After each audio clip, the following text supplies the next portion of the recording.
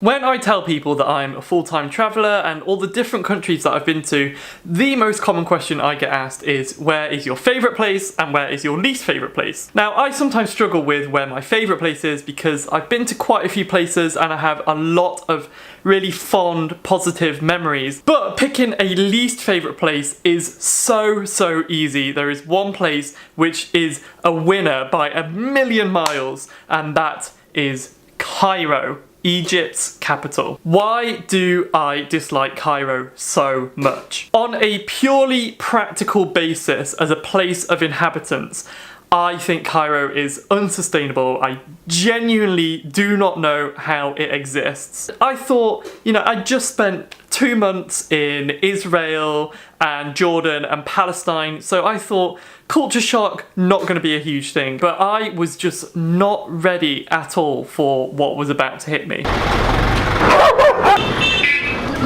For context, the population of Cairo is around 19.5 million people. There's just under around 9 million people living in London. So this is over double the population of London. The claustrophobia, the invasion of personal space, the feeling of constantly being watched as a foreigner as well. I don't think that my opinion of Cairo comes from being generally uncultured or unaware of how other parts of the world work. I've been to big, busy cities that have a different culture to my own British views. I've been to Mumbai, I've been to Tokyo. These are completely different worlds to London, and I have appreciated them for what they are. And I'm really saying this because I'm trying not to come across as a British snob or to think like, oh, the standard there is lower than what I'm used to. The infrastructure is just purely unsafe. You have to take some stupid risks to cross roads.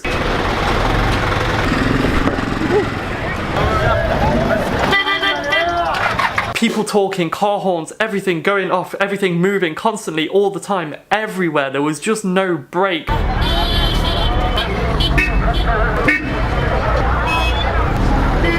Apparently, Egyptian hospitality is quite famous. They're meant to be friendly and trustworthy. So as I was crossing the road, I was approached by a man who spoke English who invited me in for tea. He took me to his shop, or his cousin's shop, and then he started to get a bit pushy and was telling me about the process in which he makes perfume, and then started getting me to smell things. And after I'd smell perfumes, he'd say, okay, which one do you like? Which one do you want to buy? And he'd start bottling stuff up, and I said, no, I'm not interested in buying perfume. And he said, oh, no, it's okay, I'll give you a good price, not trying to scam you, not trying to give you tourist price.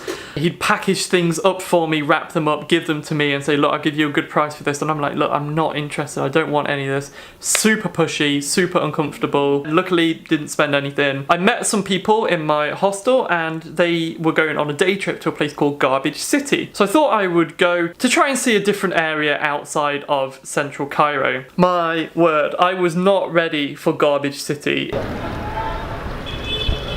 It is unlike anything I ever could have imagined on this planet. Rubbish absolutely everywhere that had been collected around the city, and people take it there to sort for recycling, to try and make a little bit of money, to try and scrape a few pennies from rubbish. But I just don't understand how it exists, because it's tragic living conditions, and these people are having to do this for money. This isn't an area that people go to work.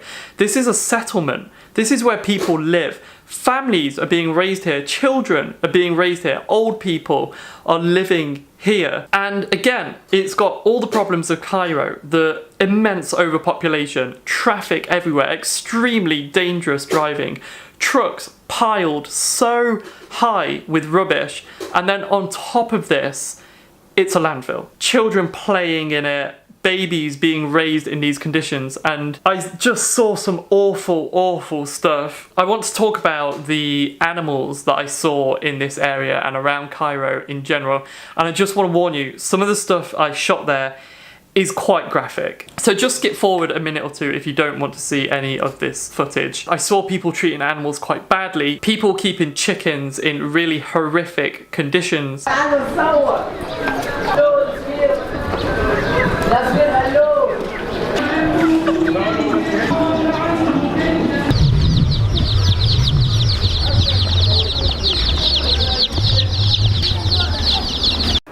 saw them going to the slaughter, them being manhandled by the wing, carried away into the back of the shop, their final scream before they were killed. I saw dead pigs just around on the street. They just died from illness or malnourishment or something.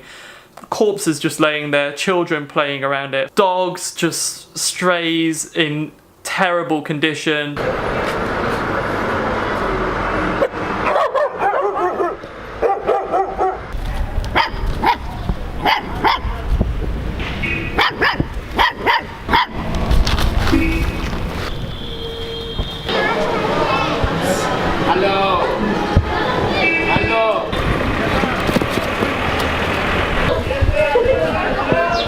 There was just no relief from this environment, and I know it's so easy for me because I could just leave and go, and that's not my life.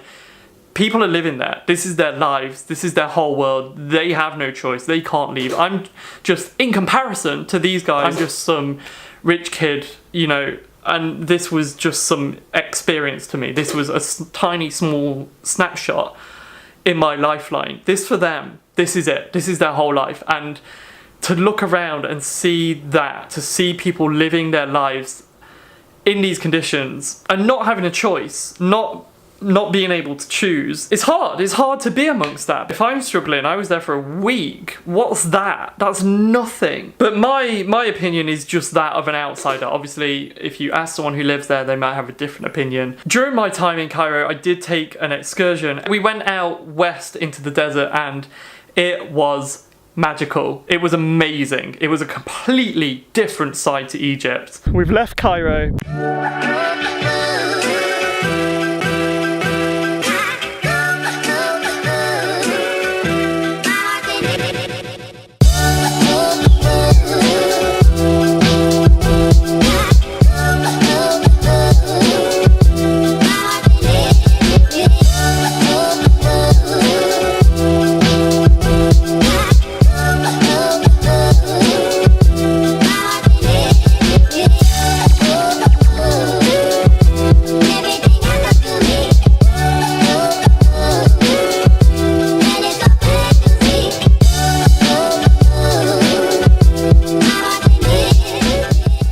The locals I met there were so genuine and honest and showed us around their village, didn't ask for a tip. And I spent a night under the stars. One of the locals set up a camp for us and kind of cooked for us on the campfire.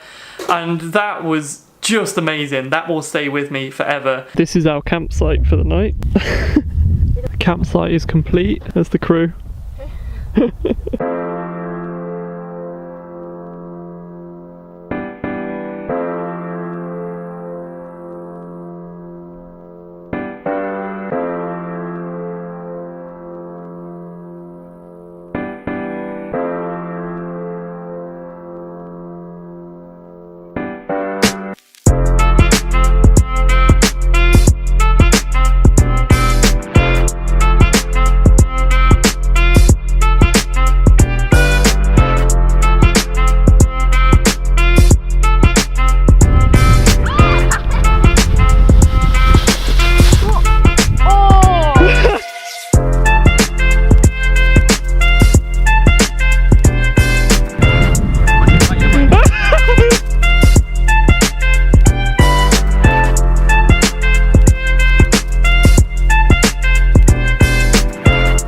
So refreshing to be out in this big open natural space away from all of humanity. Just amazing experience. Really, really will treasure that forever. I went to the Egyptian Museum, which was astounding. Absolutely blows every museum I've ever been to out of the water in terms of artifacts. Just extremely poorly run.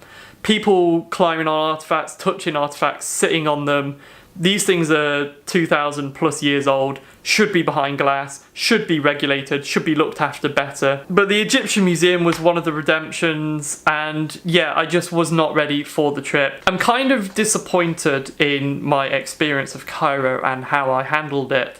I was not ready for it. Just said this time, put my hands up, I'm not prepared. I'm not ready. I can't handle it. I need to go. It doesn't happen very often when I just give up. I was in a really worrying kind of mental state. I was completely alone and isolated. A bit disappointed that this video wasn't like my time in Egypt. I had an amazing time. I did all this, and here's how to travel around Egypt as a solo traveler without using expensive tours and things like that. That is how people do Egypt, I learnt. I thought, Egypt, you just solo travel like I have every other country. There's a way, use public transport, whatever. No, people do trips. People do bundle trips where it's super expensive. It's the easiest way because the infrastructure is just so difficult to navigate for outsiders. But I will do it one day. I'm going to get more experience. I'm going to get more confident, more sure of myself as a traveller, and I will go back, I will tackle it, and this time I'm going to smash it. So I hope you've enjoyed this video. I hope it has given you an alternative view on Egypt. Let me know what you thought of this video as well,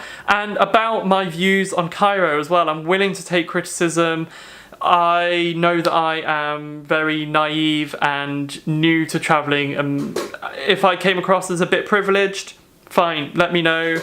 I'm willing to discuss this. Thank you for watching, and I will see you very soon. Bye bye.